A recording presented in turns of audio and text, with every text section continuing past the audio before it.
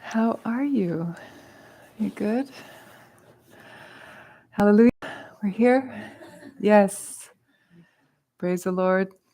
We're here for another day. Let's all pray together. Let's arouse our heartfelt motivation for being together here. Miracle of every day that we're given is such a gift. And let's arouse our heartfelt motivation for engaging in these beautiful, transformative teachings for our own benefit and for the benefit of all sentient beings.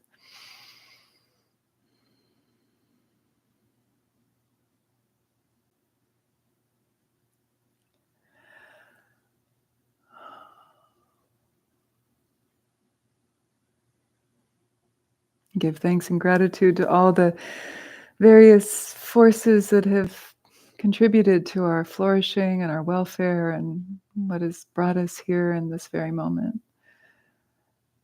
Giving thanks to our ancestors, our spiritual teachers and mentors and friends.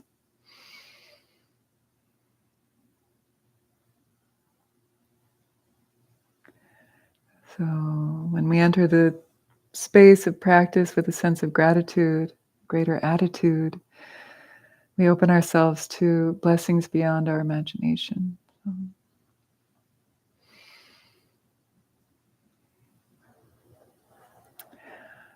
So we'll chant the prayer now it's at the top of your chant sheet.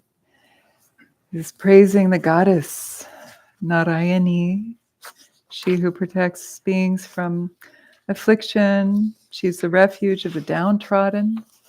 Sometimes at one point or another we might identify with that group. And so much to pray for right now. I mean, geez, it's like what's happening in Southern California feels like a part of our collective body has been harmed, where this is our little country here, California. Our people are suffering, and we can think of them as we practice, and all the beings, the sentient beings, the animals, and not just the humans who suffer when fires ravage through the land. It's profound teaching on impermanence and the uncertainty of the time of death, honestly. So Narayani is an expression of the goddess who embraces us in her arms with love, and we can train ourselves to turn towards the divine, so that when our time comes, we know where to go. So all of practice is really preparation for that, the grand finale.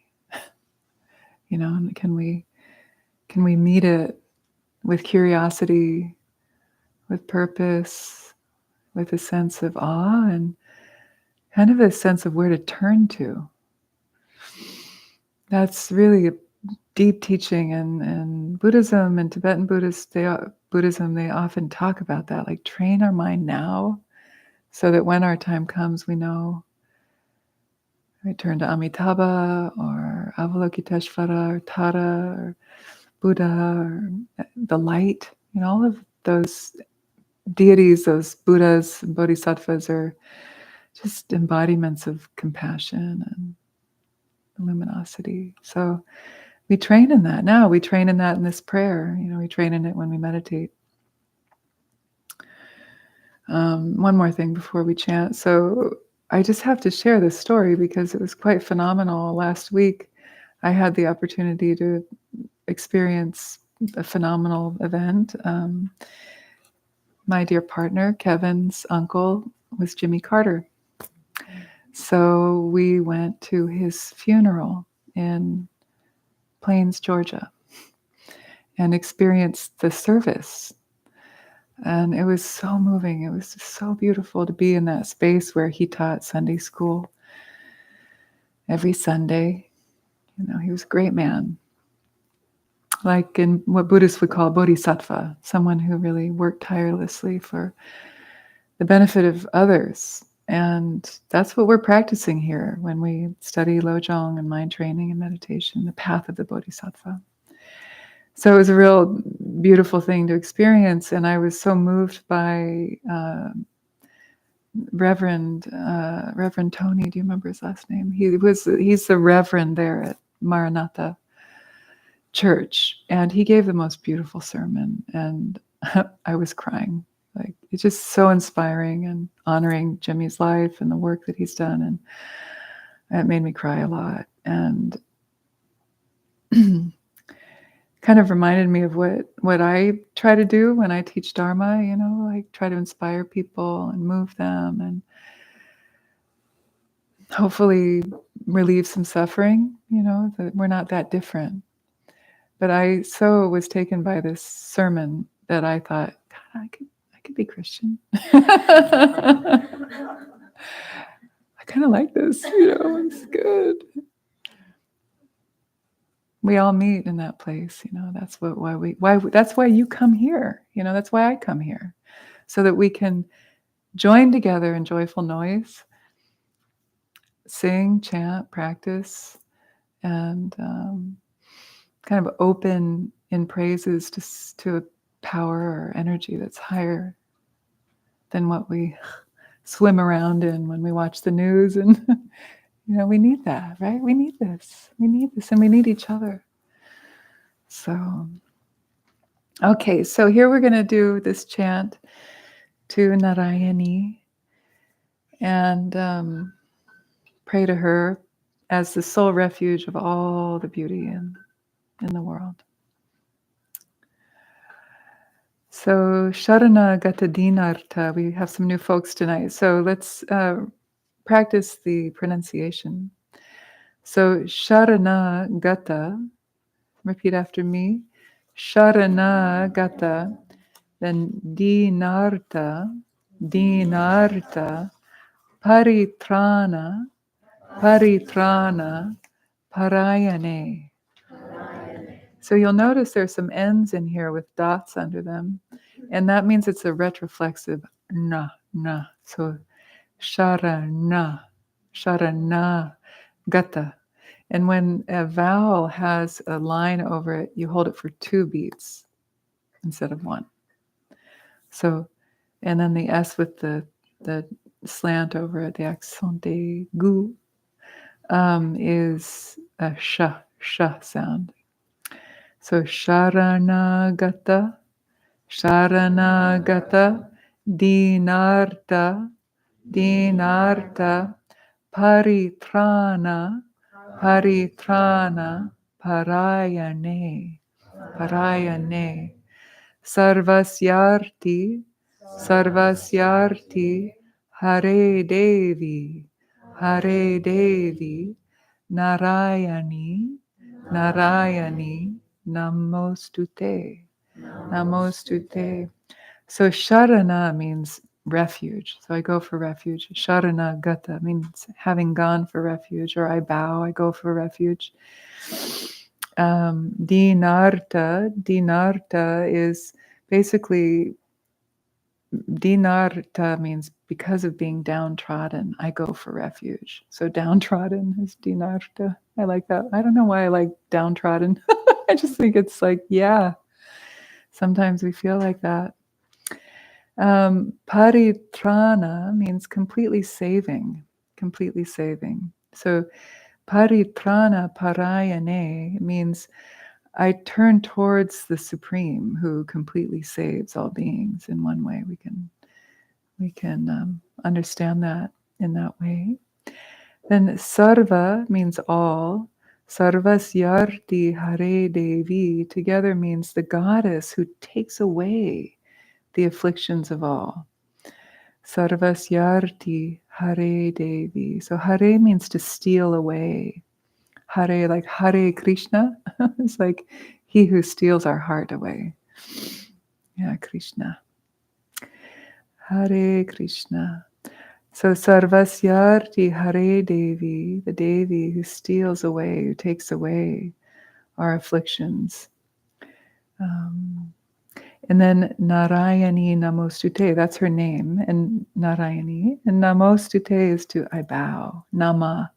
Nama means to name. So Nama Ustute, Namostute together means I bow to Narayani.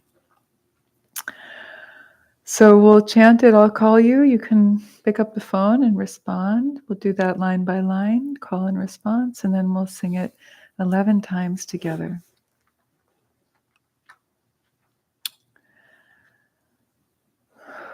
Take some deep breaths, close the eyes if you wish, center yourself and open your heart to that feeling of that blooming lotus of devotion within you.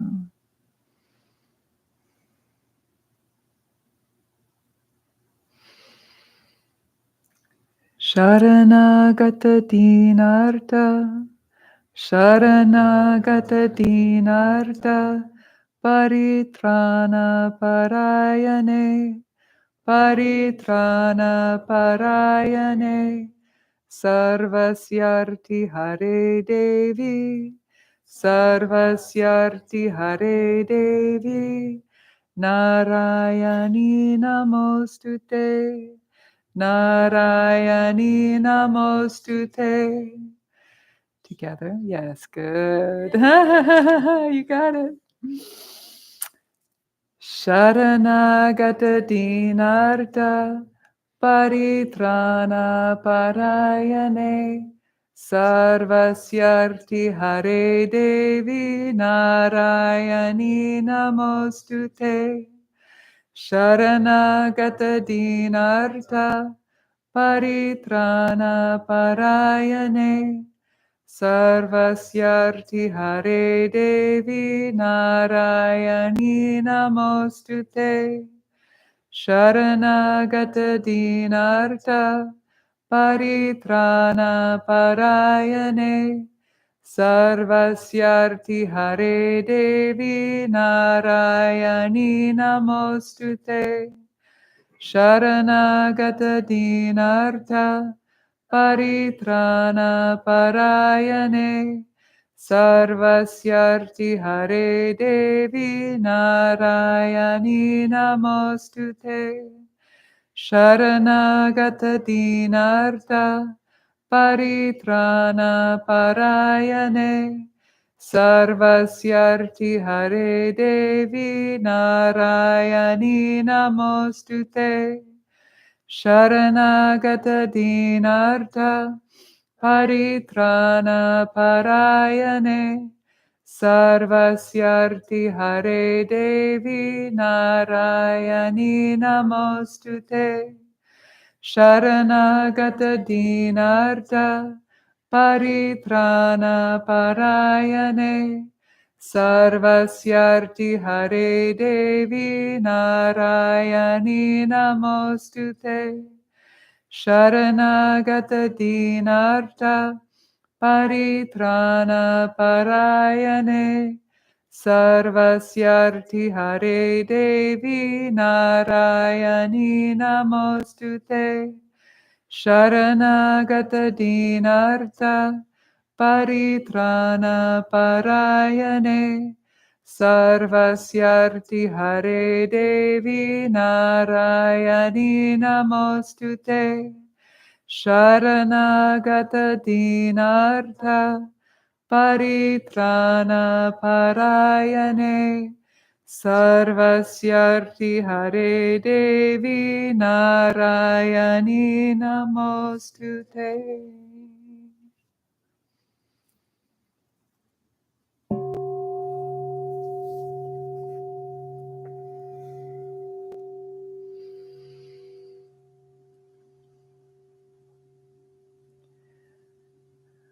We're going to sit for just about 5 minutes in a very simple way of just sitting in presence without technique and just simple quality of letting yourself be just as you are. And then we'll shift into the Dharma talk. So let yourself just drop. Drop it all. Drop the baggage. Drop the story. Let yourself just be in this moment with your breath and your body. I'm coming home.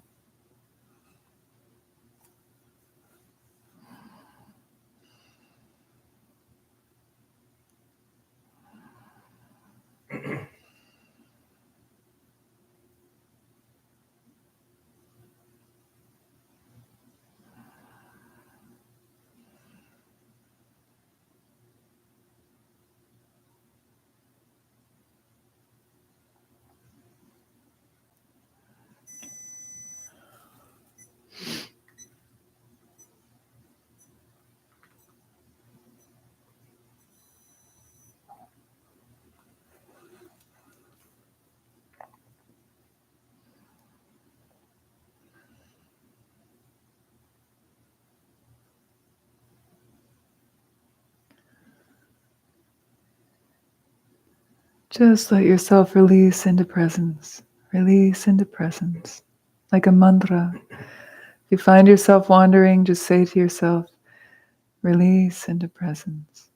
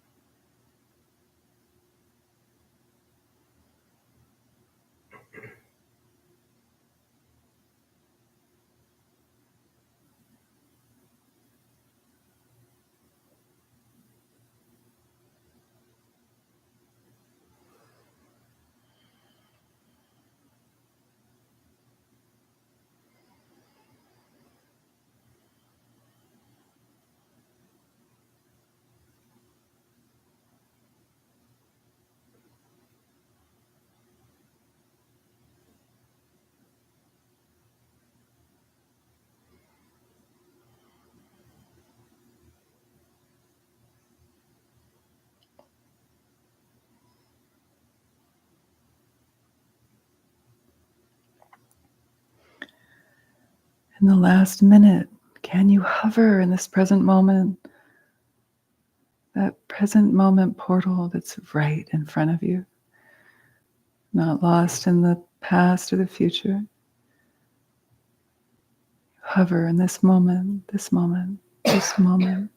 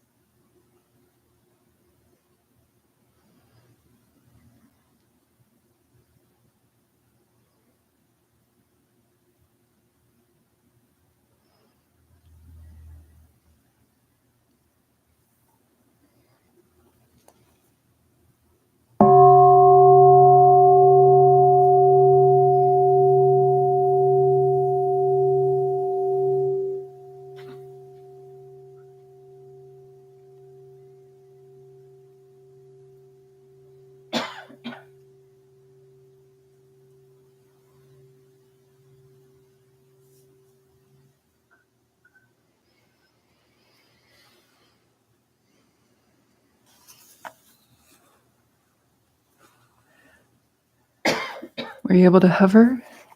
The hovercraft? You saw a hummingbird. You heard or you saw? In my mind. In your mind. That's how I hovered. That's how you hovered. Good, good. That happened to me once. A hummingbird came up to me and literally like zapped my third eye with its little beak. Like it didn't touch me, but I felt it vibrates. You can feel it. So when you said that, it reminded me of this pretty amazing experience. There you go. You got your third eye zapped.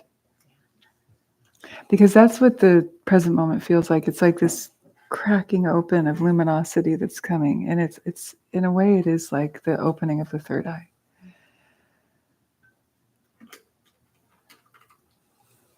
Okay, who heard the bird? I wasn't distracting. I wasn't paying attention. Did you hear that bird? What up? Like a phone bird. No, I know. I'm like, this. That can't be right. It's like everything's going crazy right now. Everything's turned upside down. I don't think I've ever heard a bird here at this time of night. Something's going on. Hope you're okay out there. It's like, where's my baby? Hovering. Who else? Did you feel it? Anybody hover? Like a quetzal. That's what often the analogy is like that bird that hunts like that. They just hover. Looking.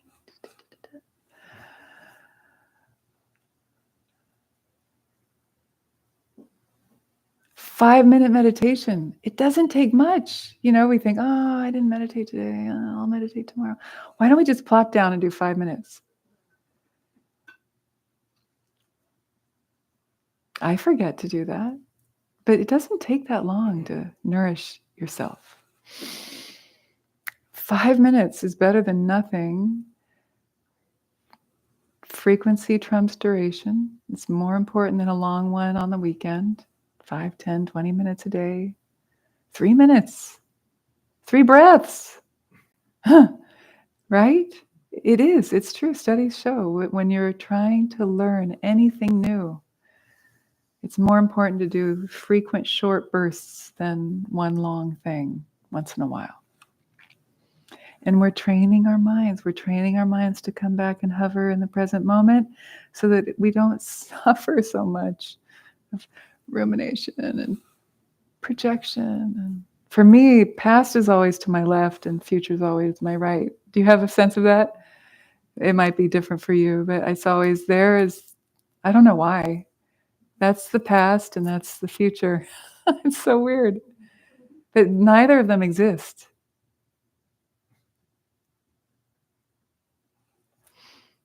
So why are we doing it? Why? Of course, there are times when we have to ruminate, think about things and plan, but it's nice to be able to put it down because it causes a lot of pain and suffering.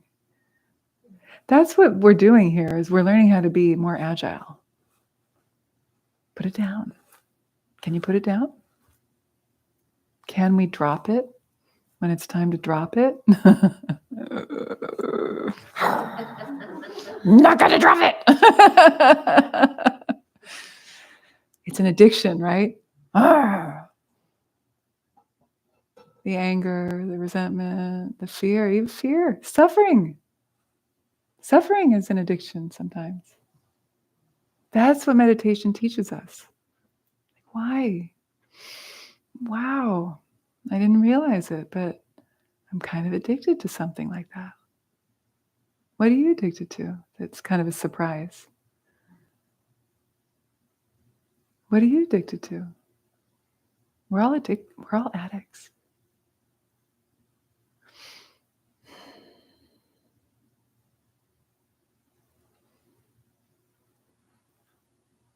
What are you addicted to? That's a vulnerable question. I know. Problem solving. Problem solving. Yep. Fixing, making it just right. Doing. Yeah. Yes. Thank you. You can be vulnerable here. Are we safe? Are we safe space? I try to create a safe space. You're safe here. You're all welcome here. All of your stuff. Because that's all we've got.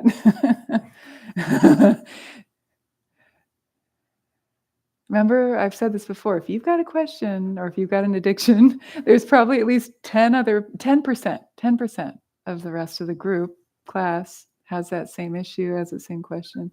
So you're doing a bodhisattva act by asking that question or sharing. But you don't have to talk if you don't want to. It's okay. That's my job. It's my job. You've come to listen, maybe, not to talk. That's okay too.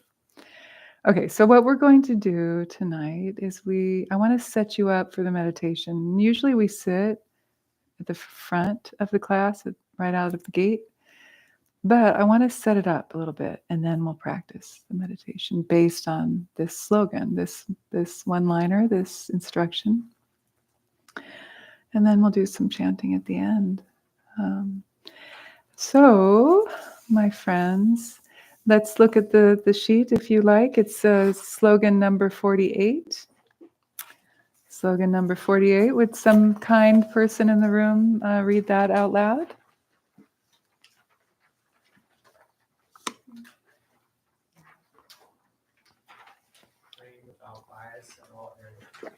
Train without bias in all areas. Thank you. Seems like a good thing.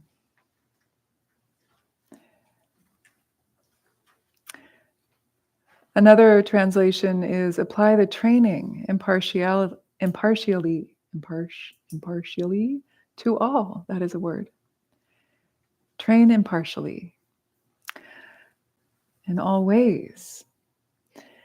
So this is about developing an impartial approach to life, not in a kind of stale, sterile, or unfeeling way, but it's about equality. It's about equity. It's about equality. It's about justice, actually. It's about treating people and animals and the environment, for that matter, as equal. Seeing the common humanity, the common sentient being, of all of us. So that all of us have sentience, right? Animals, ants, humans, and in that way, the Buddha taught that we all have Buddha nature. We are all important. That's why we try not to kill. We try to be vegetarian, don't always succeed. So it's also about developing equanimity, which is a very important practice in Buddhism, and we'll get to that, and then that's the meditation that we'll do tonight. So Jamgon Kongtrul, who is one of the great non-sectarian Buddhist masters of the 19th century in Tibet, said that without partiality for certain areas, mind training by itself should pervade everything, good or bad, which arises as an object of experience, such as other sentient beings, the four elements. I was thinking about, oh, really? Fire? I can't be angry at fire. So sentient beings, the four elements, and non-human beings. So he's saying basically that as Dharma practitioners, as people who are training in these compassion practices of mind trainings, Lojong. I forgot my glass wipes. Okay, fine, I have a fingerprint.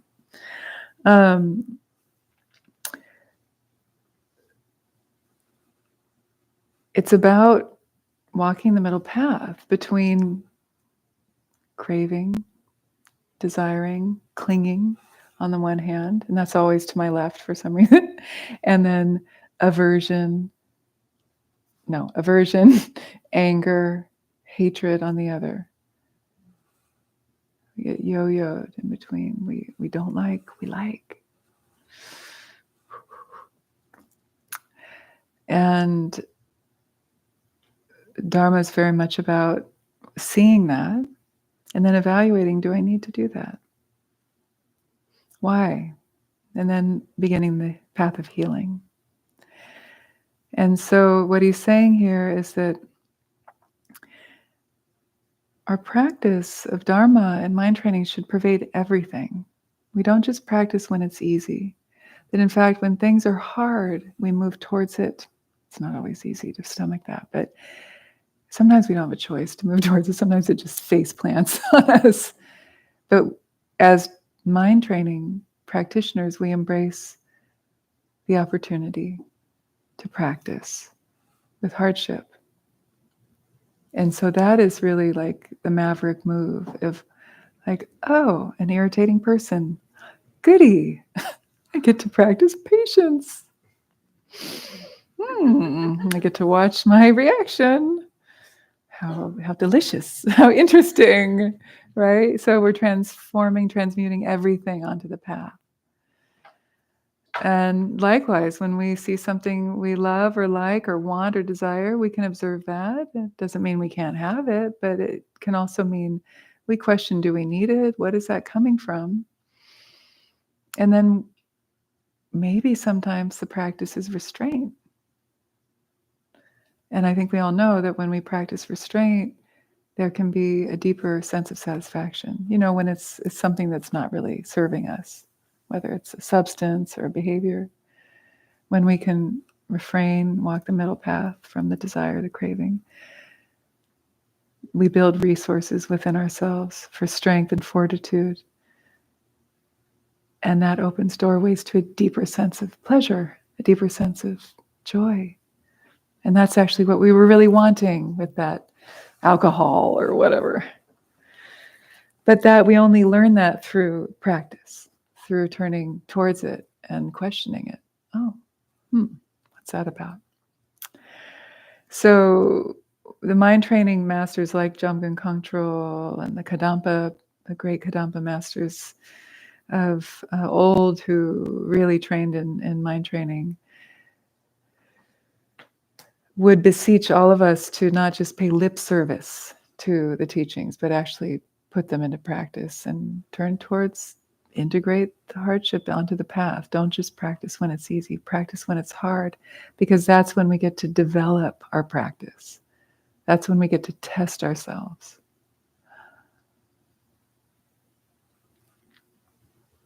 There's a saying in Tibetan, katsam tsiktsam mayenpa. Katsam tsiktsam mayenpa means don't just pay lip service. Don't just ka is the mouth. Don't just move the mouth. Don't just mouth the words. Put them into practice. So it was interesting when I was preparing for this teaching, I looked up bias, because I've done some, anti-racist work and my own,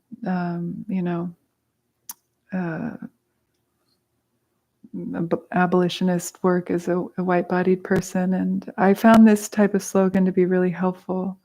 It can be applied so much to racial justice work, gender justice work, environmental justice, every kind of justice work, because we're learning to value others as equals, despite our background and even those we love to hate. How can we see their humanity? So I looked up the definition of bias because that was one of the translations, train without bias in all areas, right? So bias, I know we all know what bias means, but it's an interesting thing to kind of peel back a little bit more. So bias is an inclination or outlook to present or hold a partial perspective, often accomplished by a refusal to consider the possible merits of alternative points of view. Right? So we're kind of stuck in our corner, not really interested in entertaining the other side. So can we become more expansive in our capacity to try to see the other side? And biases are learned implicitly within cultural contexts, right? So we like this. We think it's better. White people think, oh, America. I remember when I went abroad when I was in my late teens, I realized how much better it is out there than it is here in some ways, and that I had been biased to America being the best country because that's how I was raised. We're so great, right? A lot of us were raised that way, who are born and raised here. But then we get out there and we're like, we've been short shrifted, film, culture, food, ways of thinking, ways of speaking. So travel is so good for letting go of our biases. So bias means one-sided, lacking an impartial viewpoint, lacking an open mind. And bias and prejudice are very closely related, right?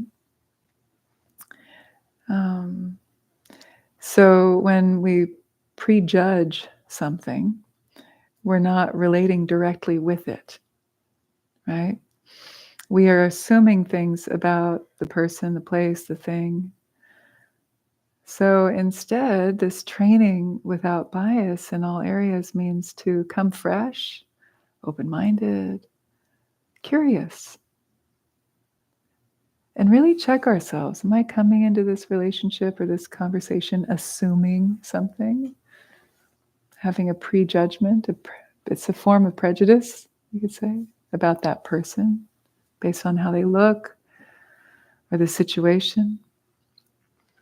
So this is how one way we can understand training in all areas. Check out your mind. Check out where you're coming from. They say leave no stone unturned regarding your biases. So now that brings us to a very common teaching in Dharma about equanimity.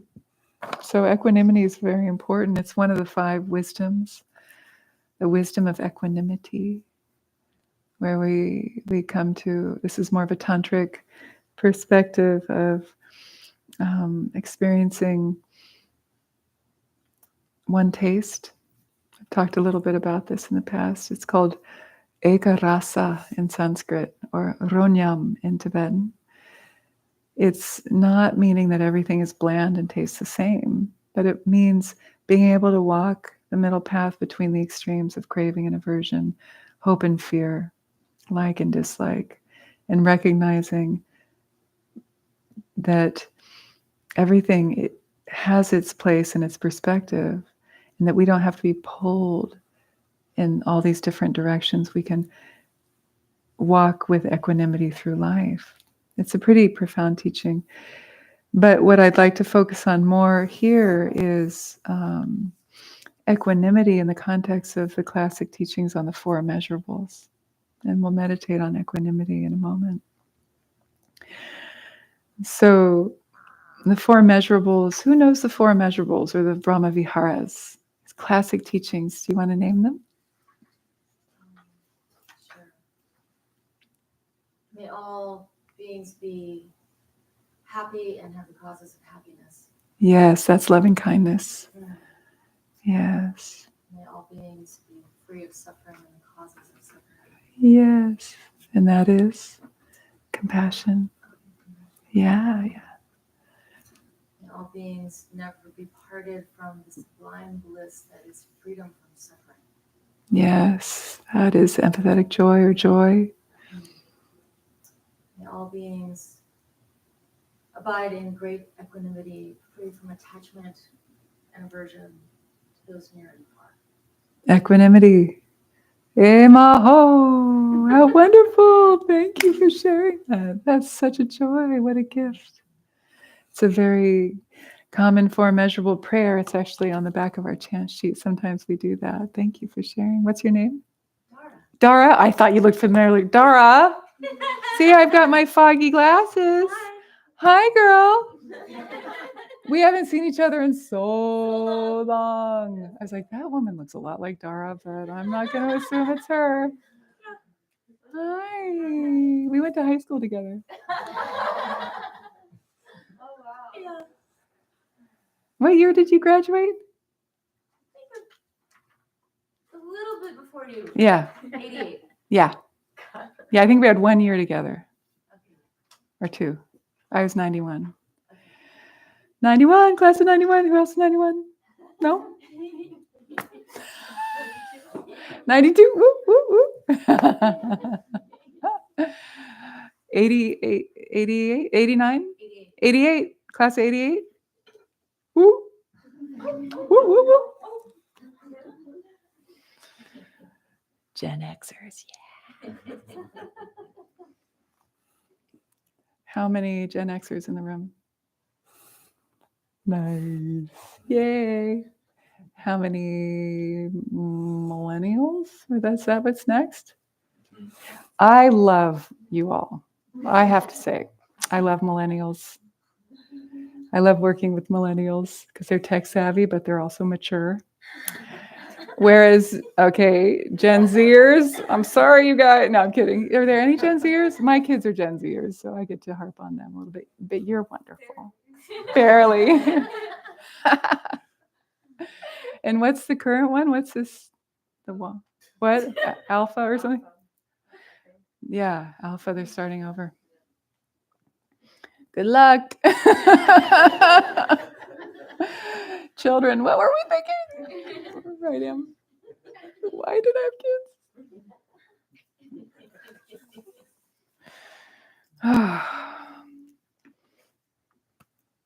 Dara. Of course you would pull out that prayer. Dara's very special. Can you tell? Yay. So here we are, equanimity, the last one that was in the prayer. So the Sanskrit for equanimity is upeksha. Upeksha. In Pali, it's upeka. Upeka. This is very similar languages. They say that the suttas were written in Pali, but they were taught in many different languages. Then Sanskrit is sutra. Sanskrit tends to be a little more tiny little more complex grammatically than Pali, but very similar. So equanimity in this context means not preferring or pushing away, remaining open-minded, like I've said. It's a kind of even-mindedness and serenity, treating everyone impartially. And the Tibetan is Tangnyom, and it's such an interesting word. Do you want to say it with me? Tangnyom. Tangnyom. Tangnyom. Tangnyom. So this Tibetan word is very interesting because tang means to give up, to let go of. So what are we letting go of? We're letting go of our hatred, our aversion towards our so-called enemies, and our attachment onto our friends and loved ones. Not easy, not easy. So having an even-minded approach, and that is what nyom means, even-minded. So we're giving up, but we're having also an even-mindedness. So we're giving up attachment and aversion. And we can think of like those two things in this context as like the extremes. Of course, we have healthy attachments, secure attachment, not anxious or avoidant. We have healthy attachment is a good thing. Secure attachment to our children. People say, what about all that? Well, of course we need to be attached to our children. We need to have those attachment phases of our life and attachment to loved ones. But it's the clinging kind of attachment. It's the possessive kind of attachment, the controlling kind of attachment, more of the extreme manifestations that we're talking about. And so, same with the other, it's good to know what we like and what we don't like. We can have our dislikes. That's okay. But it's the hatred, the anger. It's the things that cause us to suffer and, of course, cause others to suffer that we're trying to kind of let go of, diffuse, and come into this middle path of equanimity.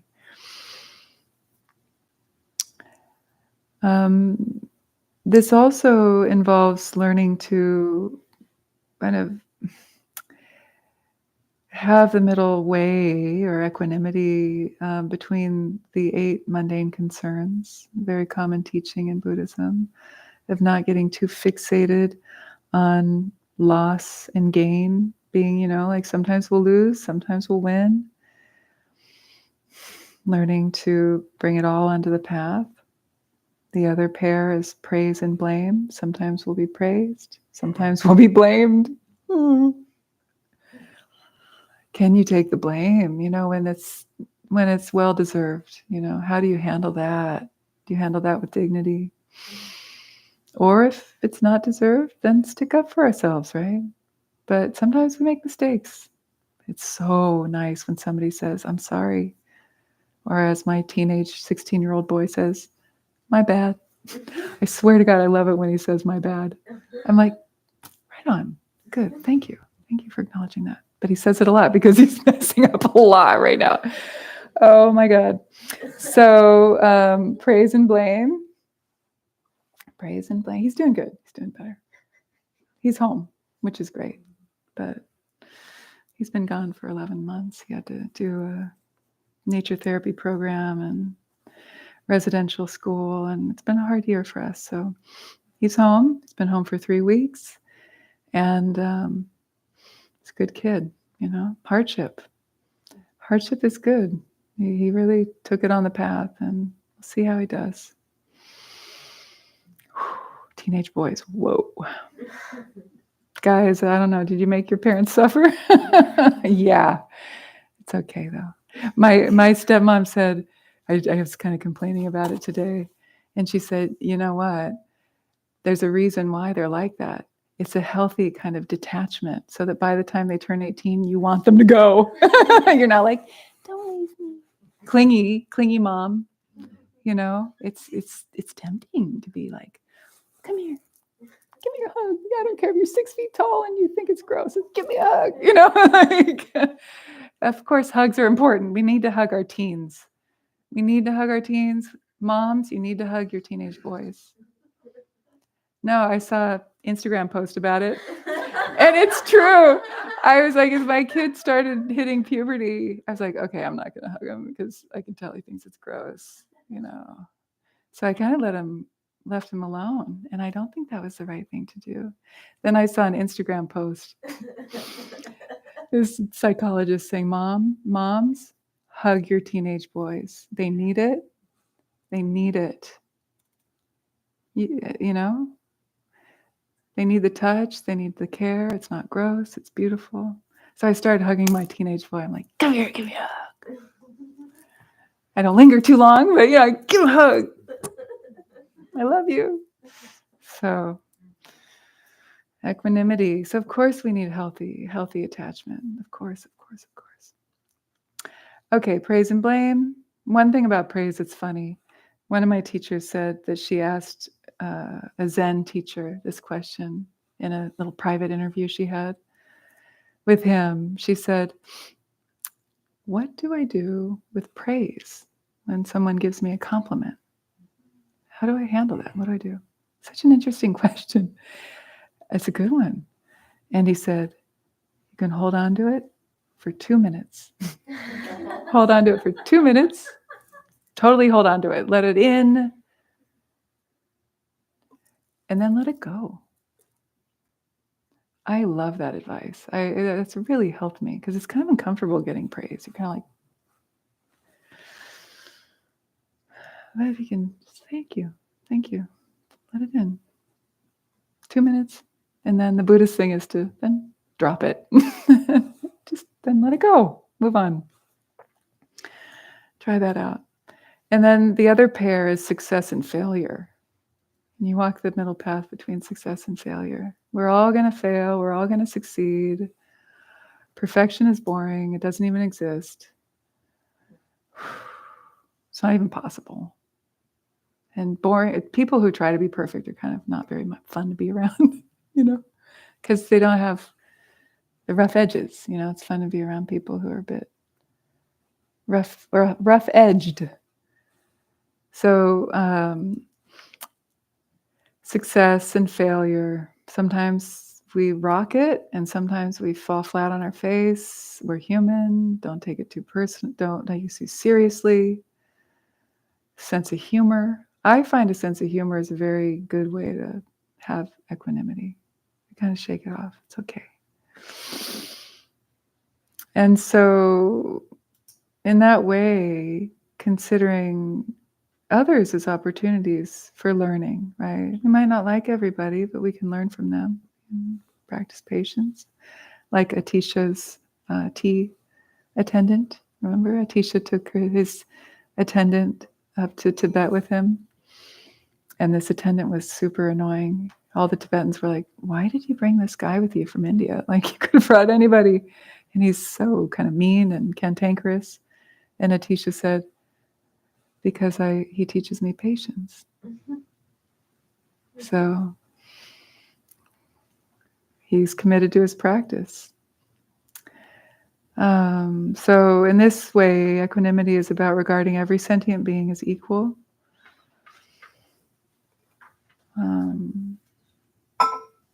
Pacharamshe says that those whom we now consider our enemies have surely been our loving friends in former lives, taking care of us affectionately and giving us help and support. And then the vice versa. Those who we love now, we might not love in a few years, Friends become enemies, enemies become friends. We never know. We never know. And we never know, there's a saying in Indian thought of karma, a karmic bond. It's called Rananabandhana. Rananabandhana. It's the karmic bonds we have from past lives with people. Sometimes we have a strong bond with someone. We come together and it sticks for a while. We play things out, right? We're in relationship, we get married. Or maybe they're our children or our parents, people that we have karmic links with. And so we work out our karmas together. And sometimes it's a long-lived thing. Sometimes it's just a short while. And then there are people we don't have so much of that with, the Rananabandhana, not so strong. Maybe we bump into them at the supermarket and then we're off. And that kind of clears that karma we had with them. So if we look at life like that, like what is my karma with you? What are we here to do together? And how can I make it better? How can I clear it if there's karmas to be cleared? By making peace, being in right relationship, And sometimes if it's difficult, we can see that as a purifying of that karma. Like, okay, get to clear that. Somebody punches us. Okay, maybe I punched them in a past life. Okay, good, we're done, even. Friend, thank you. There's a lot to that, because it doesn't mean you take abuse, So what is that karma? Maybe your karma is to stick up for yourself. Maybe your karma is to save that person who's in harm's way. Yes, my dear. I was curious, so when I think about to train without bias in all areas, and then also about this, I think what I thought of was looking at it in terms of ourselves, and we have all of these elements, and there's fear, and then when I think about the core, when I think about humans, there's survival instincts, and where does that fall in all of this? The human survival instinct.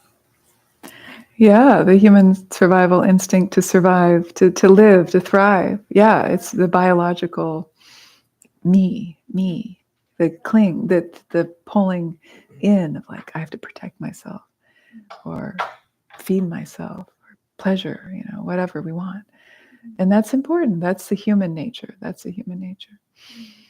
But then, Dharma practice is very much also about kind of honoring the human nature, but also like transcending yet including the human nature. And so that's where that comes in, of like, that's the edge of, rather than just being combative or territorial, we get to grow our capacity to be more inclusive and more elevated in our heart and in our mind, less kind of pulled by the biological instinct and more through the spirit.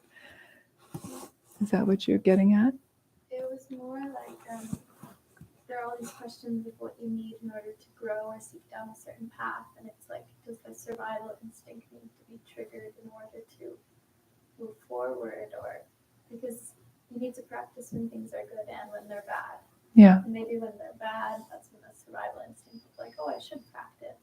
Yeah. Sometimes it's true that. Kind of, Well, the truth is that like I was listening to a teaching recently on Lojong, and the Tibetan Lama said, when things are easy, we don't really need to practice.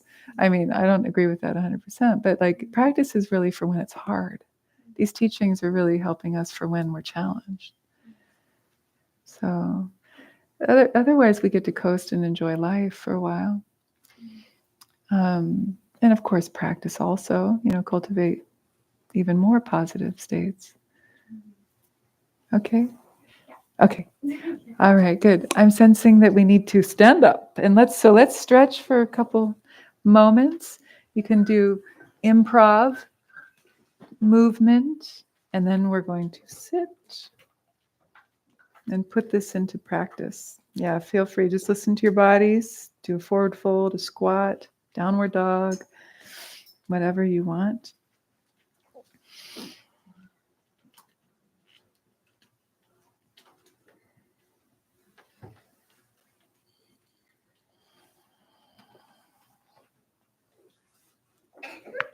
Bless you.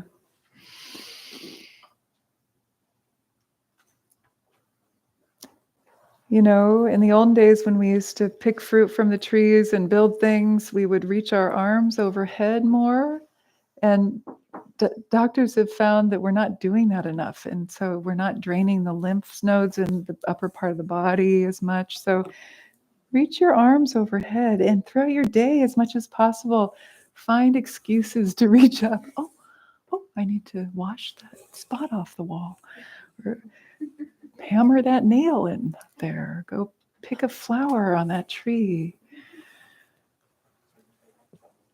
Change the light bulb. Finally, you've been putting it off. Do a happy dance. Good.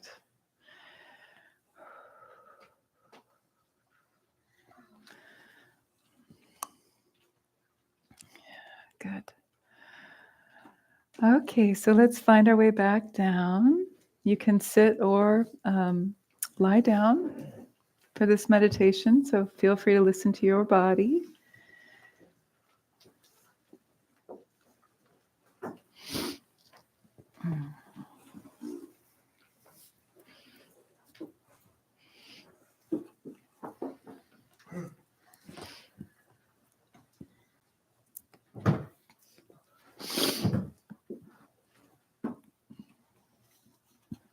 Allow yourself to settle in.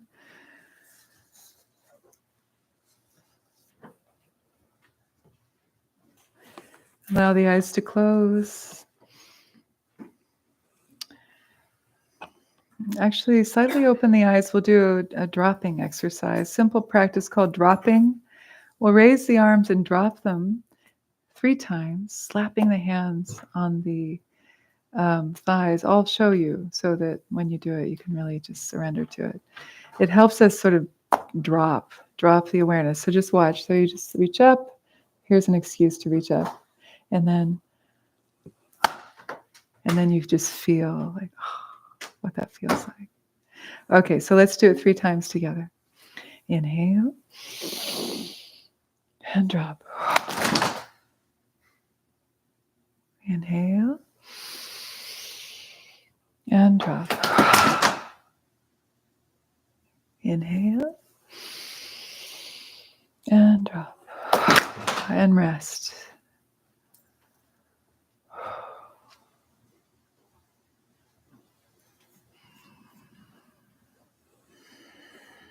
And find your comfortable seat or supine position.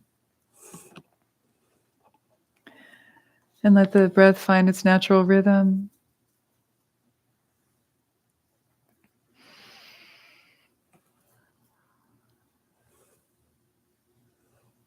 So for about 20 minutes. So find a position in which you can sit in stillness as much as possible. Try not to move, but if you absolutely need to, just move with a slow, mindful awareness.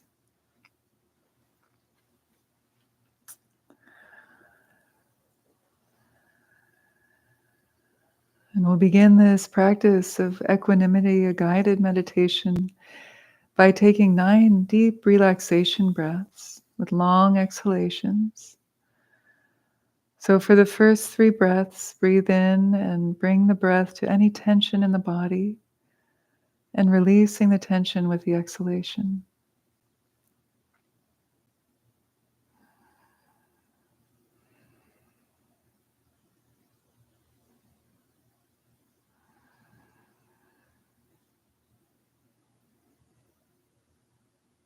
And for the second 3 breaths, breathe into any emotional tension.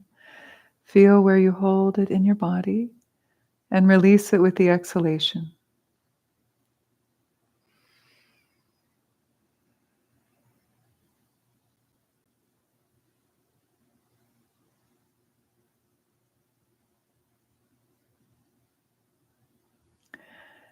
And lastly, breathe into any mental tension. Feel where you hold nervousness, worries, or mental blockages in your body. Breathe into that and release them with the exhalation.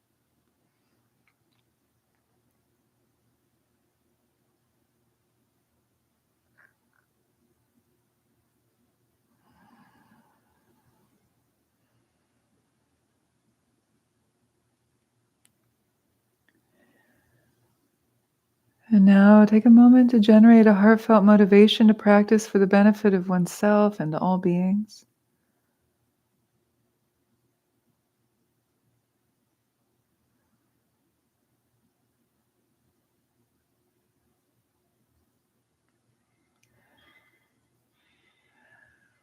And the eyes remain closed or slightly hooded, downward cast if you feel more comfortable that way. Generally, we do this meditation with the eyes closed.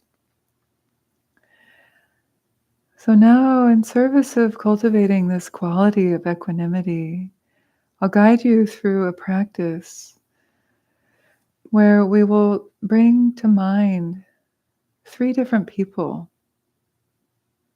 in your life. So on your left, place a beloved or a good friend, someone you really like.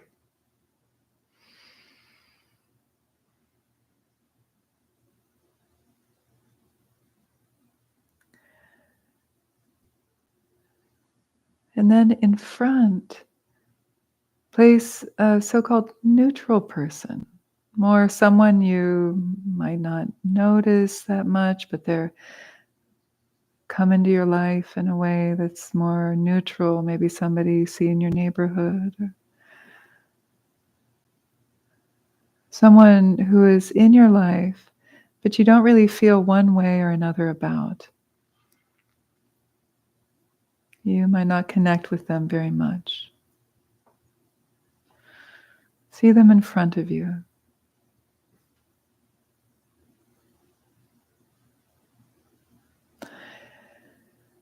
And then on your right, place a so-called enemy, a difficult person, somebody that you have energy around right now, or someone you have had challenges with in the past.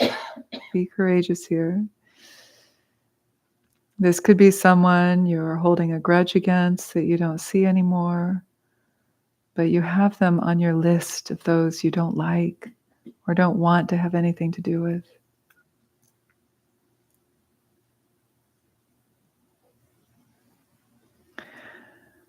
The person on your left is someone you feel close to and unequivocally like or love. In front of you is the neutral person that you don't really care about one way or the other. And on the right is an enemy or difficult person. Let's start with the person you dislike and notice how you feel about them. How do you feel about them physically,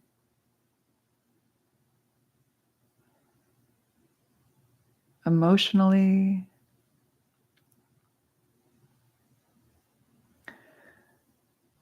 How you feel about how they look, their appearance, their voice, maybe their political views, their energy.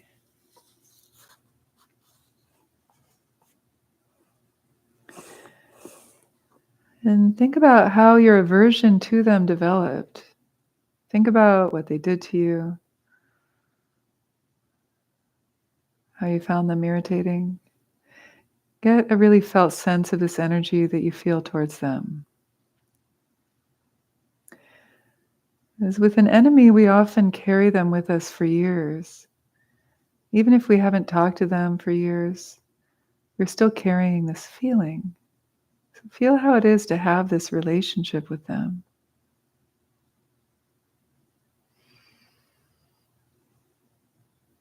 And then keep that awareness of them and feel like they're sitting right next to you.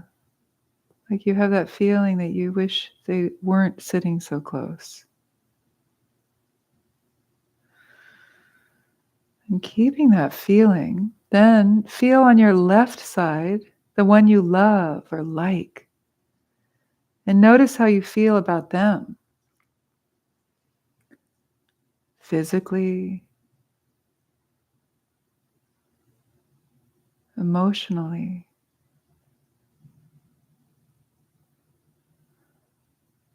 How you feel about how they look, their appearance.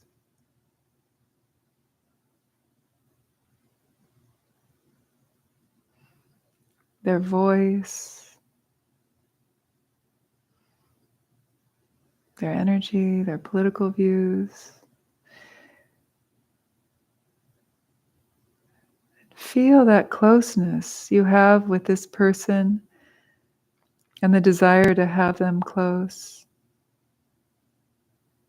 Maybe it is even a longing or craving for that person. Or maybe it's just a nice feeling of love and comfort. So really feel how that is.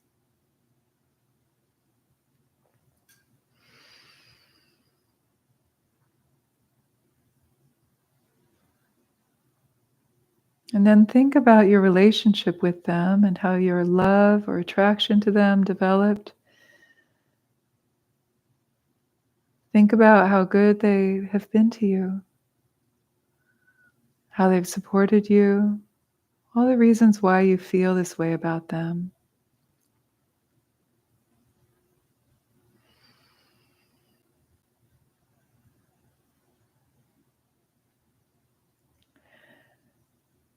And in front of you, see the neutral person. But as you shift your attention, really feel the aversion on your right and the attraction on your left. Feel these presences vividly. And now see the person in your life whom you don't have a strong connection with, whom you neither like or dislike, whom you don't really pay much attention to. And notice how you feel about this person, physically, emotionally.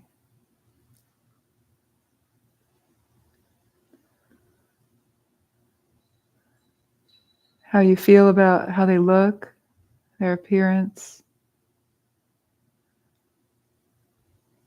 their voice, their energy.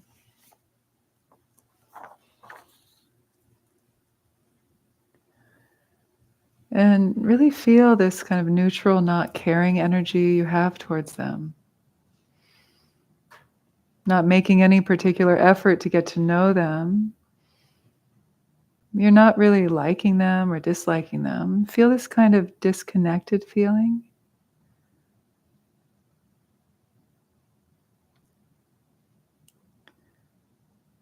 And then now, beginning with the person for whom you have an aversion,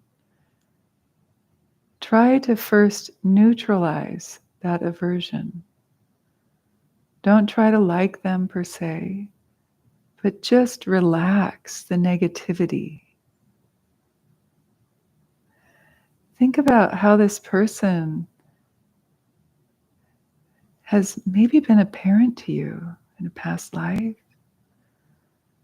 Someone who has been maybe even very kind to you at some point. That Renana Bandhana, what is that? And now recognize their suffering and confusion and how they have acted this way towards you, which has resulted in this negativity, and how this is created by their confusion. In that way, develop a feeling of willingness to feel some compassion towards them and release this negativity. Feeling some compassion and love.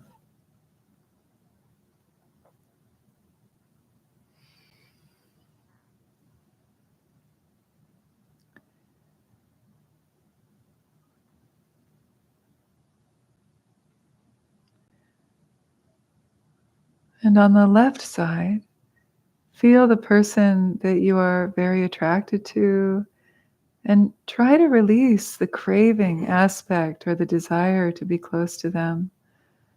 But instead, just allow them to be in their own dimension, to be free.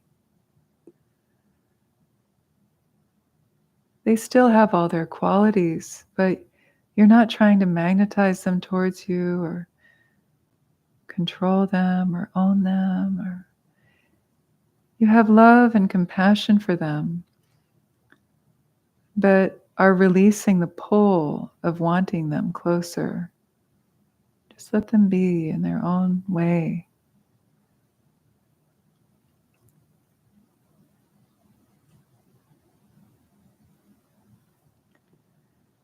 And now move on to the neutral person and really connect to them. Feel an interest in them, a presence, allowing them to be in your awareness and feeling that they have also been as intimate as a parent or a beloved to you, and that you care about them.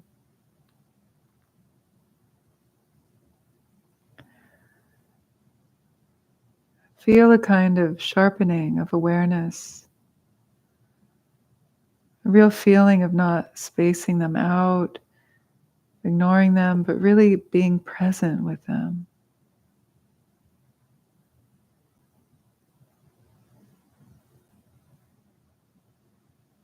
And now emanate out to all of them a feeling of equanimity and impartiality.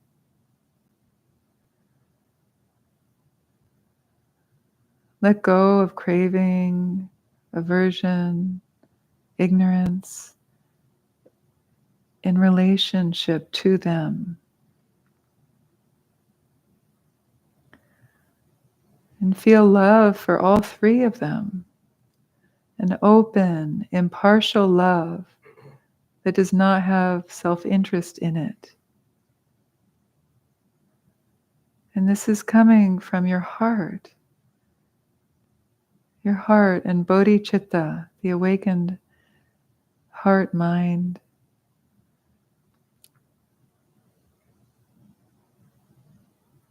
And extend this out to all the people here in this room together.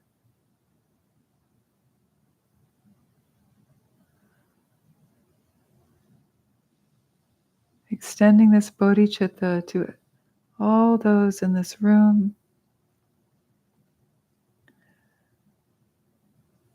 and all the other sentient beings that might be in this room.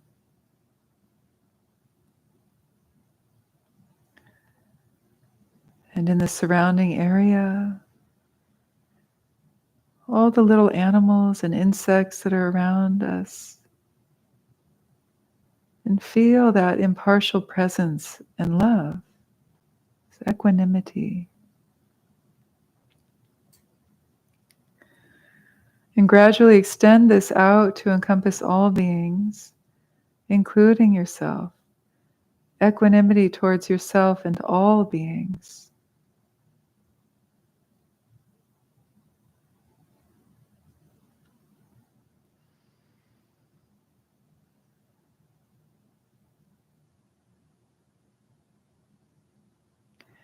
Now recall other people who are either enemies or friends, or you have no relationship with.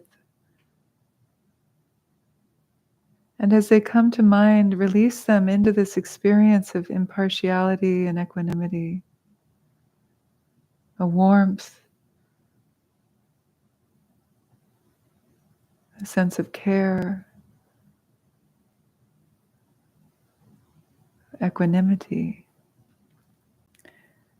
And make this impartiality, this equanimity, the upeksha, immeasurable.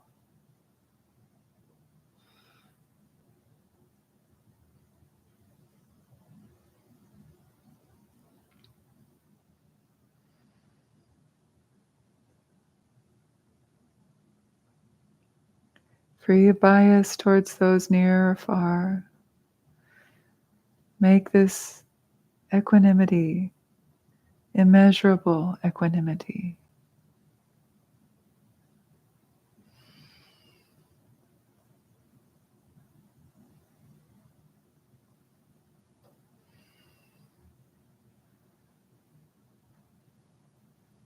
And then release any effort, any contemplation, and just let yourself rest in your natural state.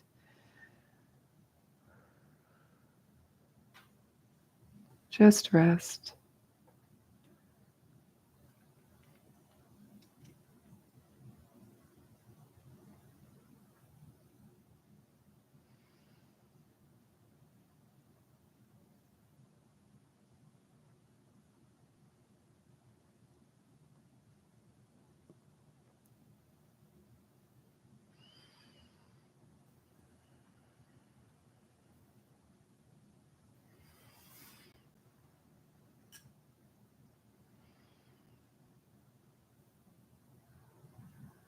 Now we'll dedicate any positive energy, the merit of our practice for the benefit of all beings.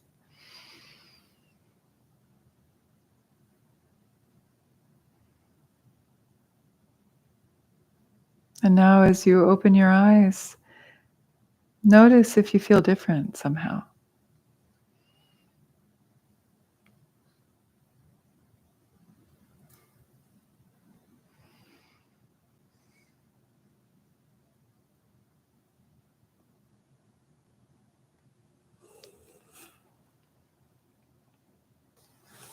So that concludes a version of a meditation on equanimity. There are many different ways we can do that. This one is a quite innovative one. So I'd like to invite you to scoot forward, scoot. Come close for our last 10 minutes. We're going to chant together. And while we're doing that, anybody want to share how that was for you?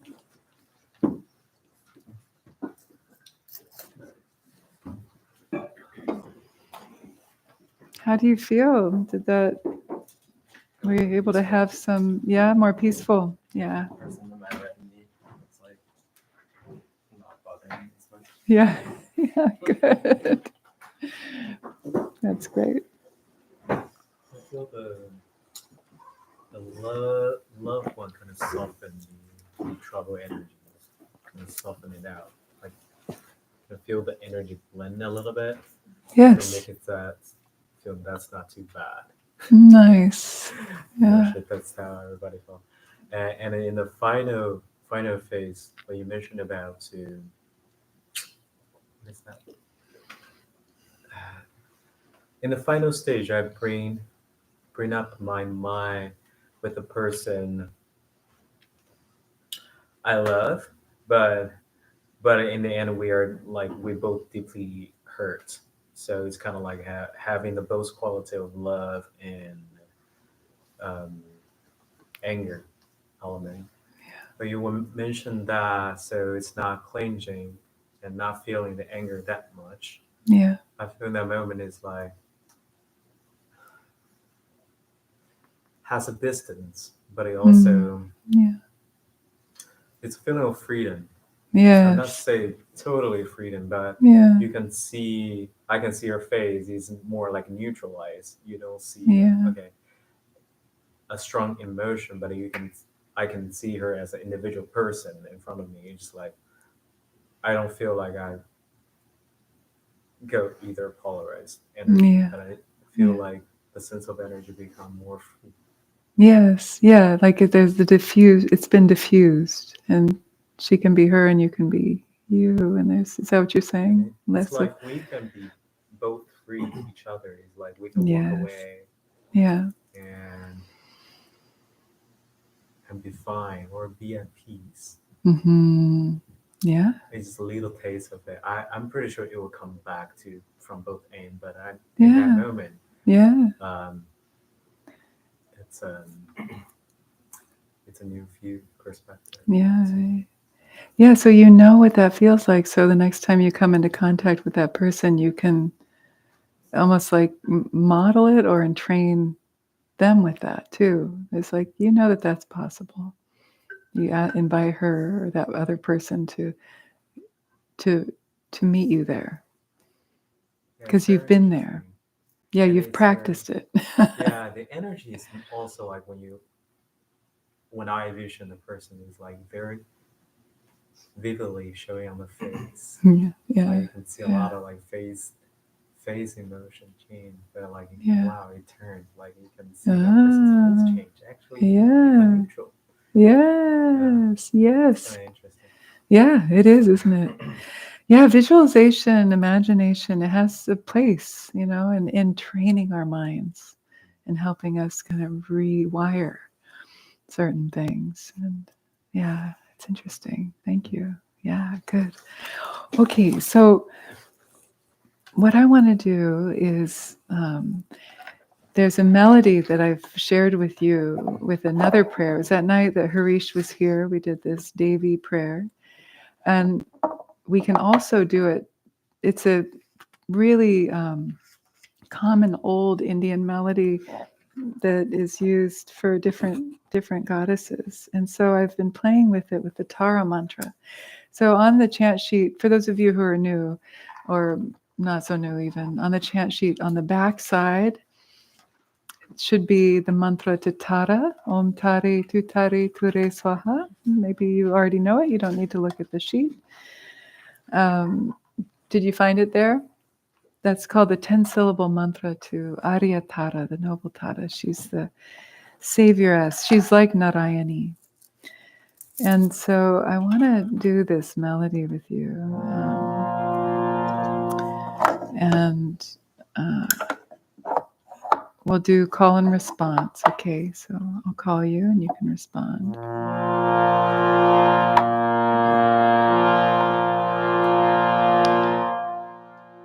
So what we're going to do is sing her mantra for the first part. Om Tari Tutari Ture Swaha. It simply means Om Tara, come swift, O Tara. So be it. We're calling her to us. And then the second part has the word Sharanam. You might remember this. Sharanam. It's actually Sharana Gatadina. Same word. I go for refuge. I take refuge. And we repeat Sharanam 3 times. And then Ma, mother.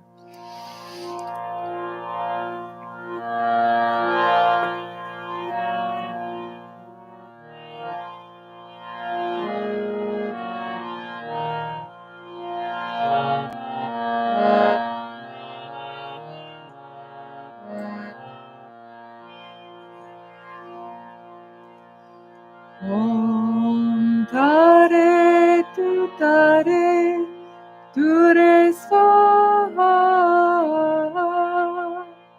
Sharanam Sharanam Sharanam. We'll go slow. Do the first part together. Om tare tu re svaha.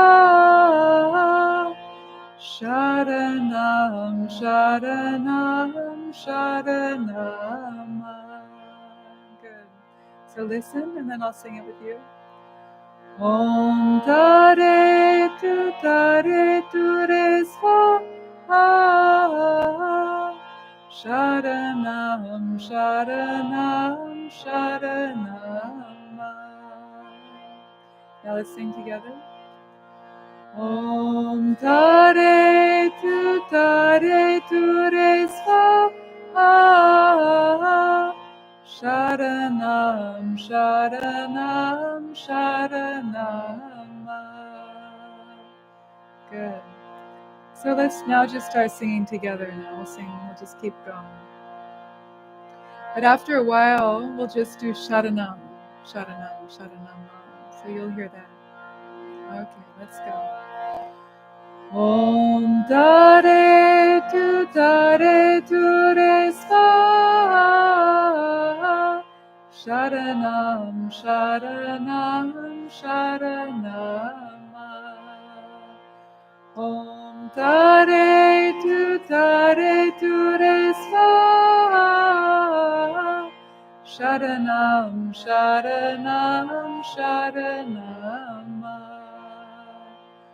Om tare tu re svaha. Sharanam, sharanam, sharanam. Om tare tu re svaha. Sharanam, sharanam, sharanam. Om tare tu re svaha. Sharanam, sharanam, sharanam. Now next part. Sharanam, sharanam, sharanam. Sharanam, sharanam, sharanam. Sharanam, sharanam, sharanam. Sharanam, sharanam, sharanam. Sharanam, sharanam, sharanam. Sharanam, sharanam, sharanam. Om tare tu re svaha. Sharanam, sharanam, sharanam. Om tare tu re svaha. Sharanam, sharanam, sharanam. Sharanam, sharanam, sharanam. Sharanam, sharanam, sharanam. Sharanam, sharanam, sharanam. Sharanam, sharanam, sharanam. Now your turn, Tara. Om Tare.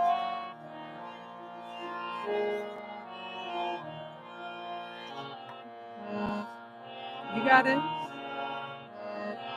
Again. Om tare tu re svaha. Sharanam, sharanam, sharanam. Your turn.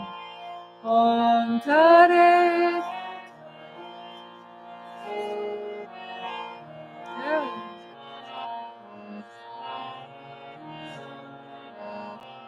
Good. Now louder.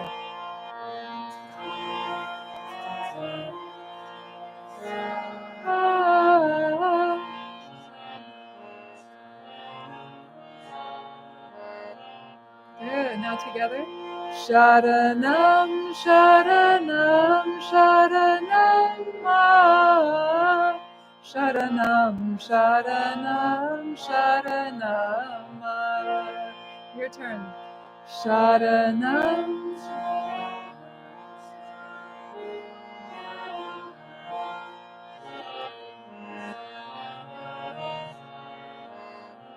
Now last time together. Sharanam, Sharanam, Sharanam. Sharanam, Sharanam, Sharanam.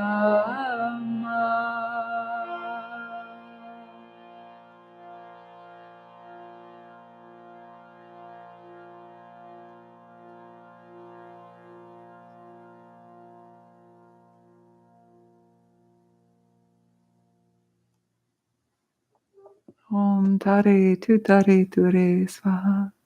Sharanam, Sharanam, Sharanam.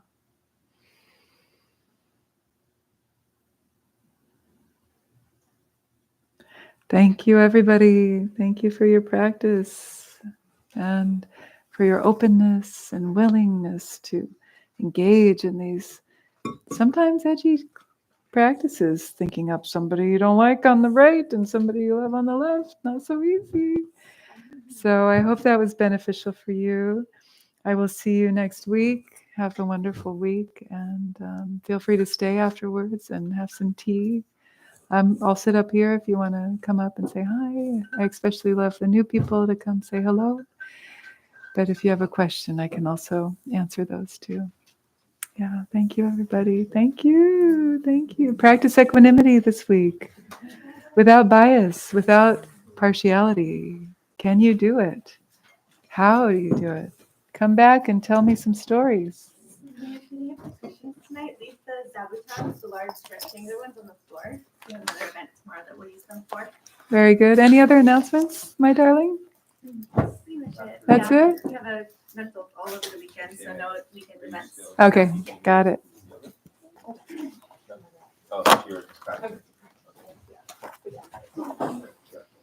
Oh, also, we're going to do a kirtan here on Sunday. Not this Sunday, on February 16th. It's the weekend after Valentine's Day. 6:30 to 8:30. Gonna have some musicians. It'll be very meditative, but also deep chanting. It's my own version of kirtan.